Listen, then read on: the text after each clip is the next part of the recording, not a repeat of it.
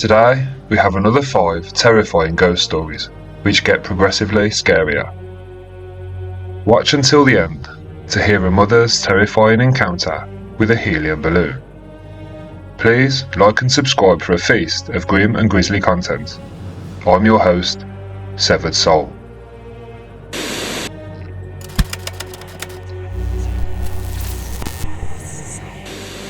My Ghost is Returning by Reddit user Leroy Janks. This isn't as goosebump-inducing as some of the other stories in this sub, but it's still definitely worth a mention. Roughly 20 years ago, my house belonged to an old woman. If I recall correctly, she died in a car crash. Ever since we bought the house, we would hear strange things, such as the garage door opening on its own, or a woman's voice calling our names. These things would get so bad that we once had a nun come to our house to bless it. Fast forward 10 years, and I'm home alone with my dog, who we'll call Sniffles, and I'm playing video games online with my friend. My friend decided to go to bed, so I was just sitting there alone for several minutes. I later hear my dog run upstairs barking for no reason. I assumed she just needed to use the bathroom, so I walked her back downstairs to the back door. I turned around to see that Sniffles was staring at the front door and she was barking. After further examination, I noticed that the front door is unlocked. My parents never leave that door unlocked. I opened the door, thinking that possibly Sniffles was barking at a delivery driver. But there was nothing. Nobody was there. Not even an animal or a car. The most terrifying thing was she was looking straight up, as if she was staring at a tall figure. Just after I shut the door and touched the lock, I bent down to pat my dog, to calm her down. But I received a static shock. This happened several times. Whenever I touched her, I'd receive a shock. I had been interested in the supernatural for quite some time, but I was never aware that static shocks could be an indicator of the paranormal until I spoke with my mother sometime later. I managed to get my dog a few feet away from that room, but she refused to take her eyes off it for more than 10 seconds. I stood there for a good 5 minutes, when all of a sudden I heard a huge creaking noise come from my left. I turned around to see absolutely nothing. Then it happened again, and again, but there was nothing in that room that could have made that noise. 5 hours later, I'd been trying to get to sleep for quite some time, but I couldn't close my eyes without seeing a tall figure standing there. The Bathroom Door by Reddit user Garlic Salt 27.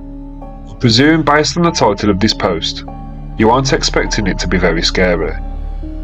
And I guess this experience isn't the worst, but it's still creepy enough to be retold. I've had many paranormal experiences throughout my life, from different times, in different houses, etc. It seems that the family on my father's side experienced similar things through different generations too. This particular experience was one of my own, although my little brother Alex was there to experience it with me. At my father's house, the kids' bathroom is directly across the hallway from Alex's bedroom.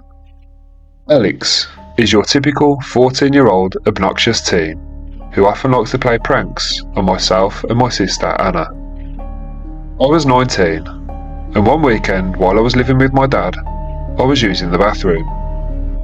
Anna, my 11-year-old sister, was in her bedroom, and Alex was in his own room playing video games. The doors to the bathroom and Alex's bedroom were both shut. As I was scrolling through TikTok finishing up, I heard knocking on the bathroom door. It was just 2 knocks, and I immediately turned and called out, "Hey, what's up? I'm nearly finished," presuming that it was one of my siblings who needed to use the bathroom. But I got no response, which isn't weird or anything, but it is slightly annoying.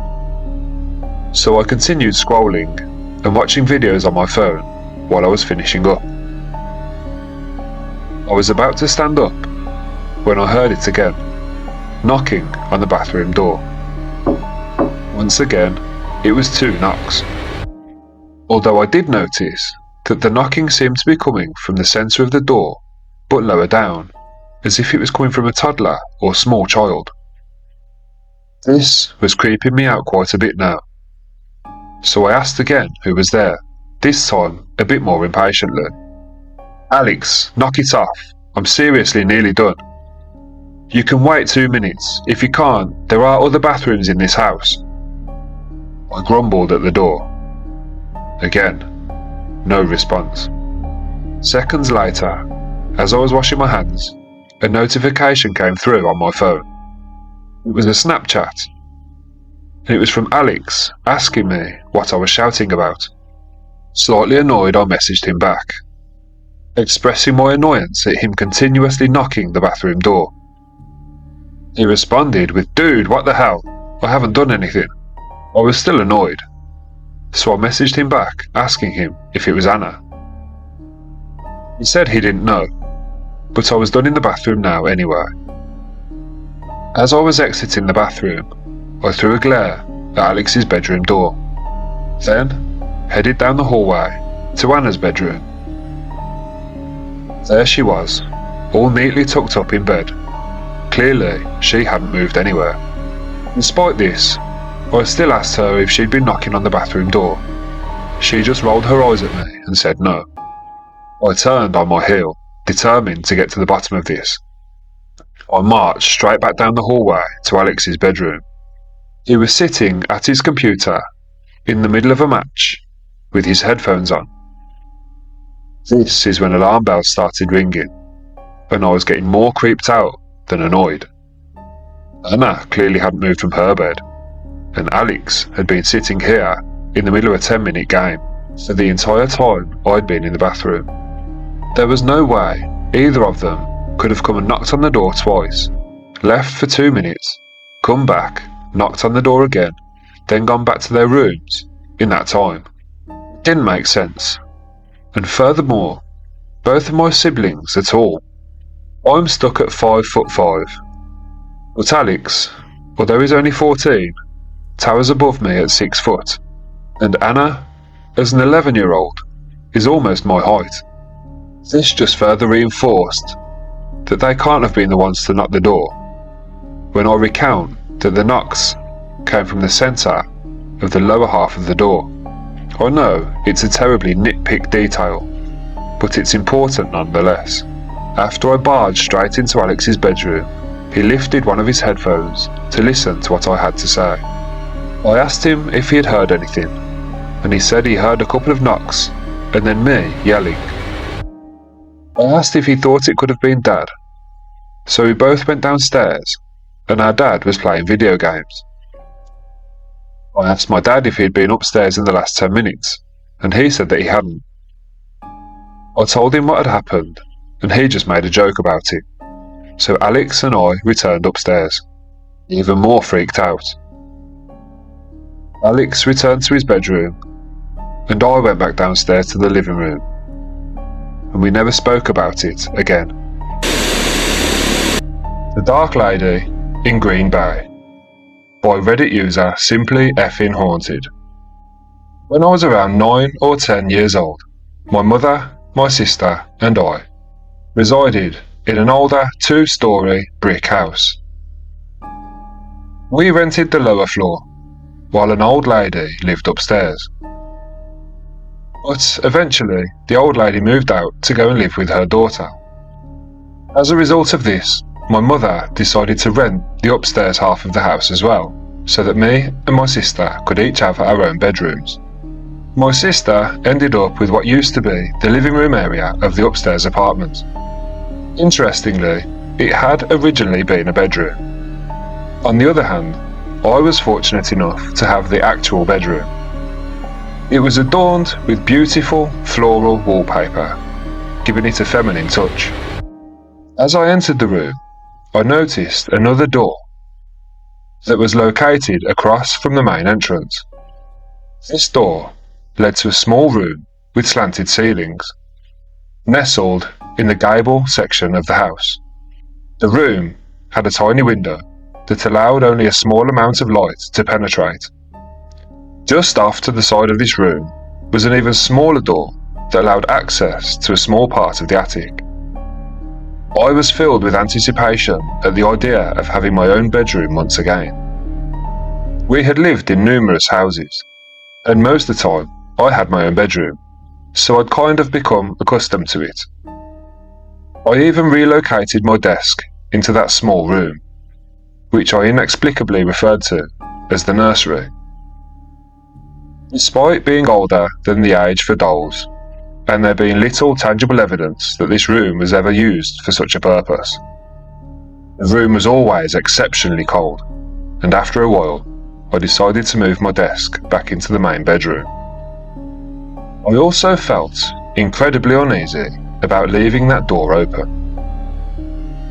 I would often prop objects against the door because, despite having a fairly secure latch, the door seemed to open itself on occasions in the middle of the night.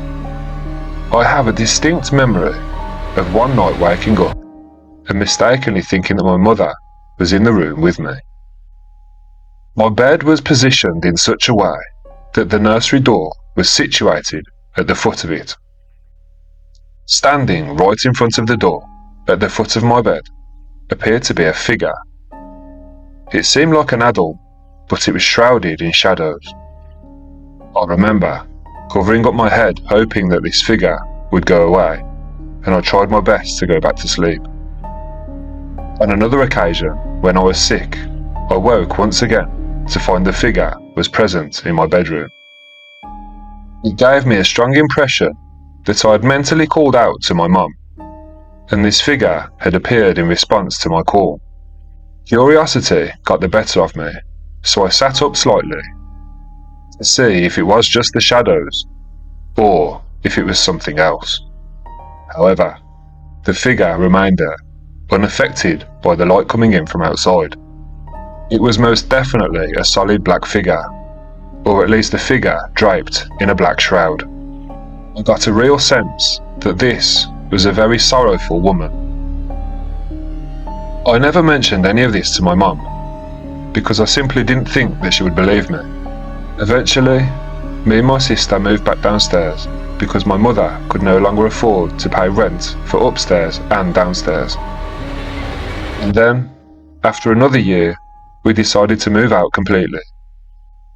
The house had a few peculiarities that caught my attention. I noticed distinct hollow areas within the walls, which, on occasions, would emit strange sounds. Additionally, the basement contained various rooms, including a coal storage area and a very eerie meat locker-like chamber. The room exuded an undeniable sense of malevolence. On one occasion, I swear I glimpsed a large, sinister grin in the darkness near that very door, which leads me to believe that this wasn't merely a product of a 9-year-old child's vivid imagination. Well, except for the face perhaps, is that approximately 2 years ago, I had a conversation with my mother. We were talking about ghosts and the phenomenon of seeing fleeting images out of the corner of one's eye. I kept asking her, "Haven't you ever experienced anything like that? Thought you caught a glimpse of somebody out of the corner of your eye?" And she constantly replied, "No, never." After I dropped the subject, one day, unexpectedly, she brought it up again. She said, "Do you remember that old brick house on Shawana?" She said, "Do you recall the time when you and your sister were sleeping in the upstairs area? One day, while you two were at school, I was upstairs collecting dirty towels. I stood by your closet and gazed out the window, when suddenly I experienced a really strange feeling. I thought I saw a woman standing in the corner, peering at me.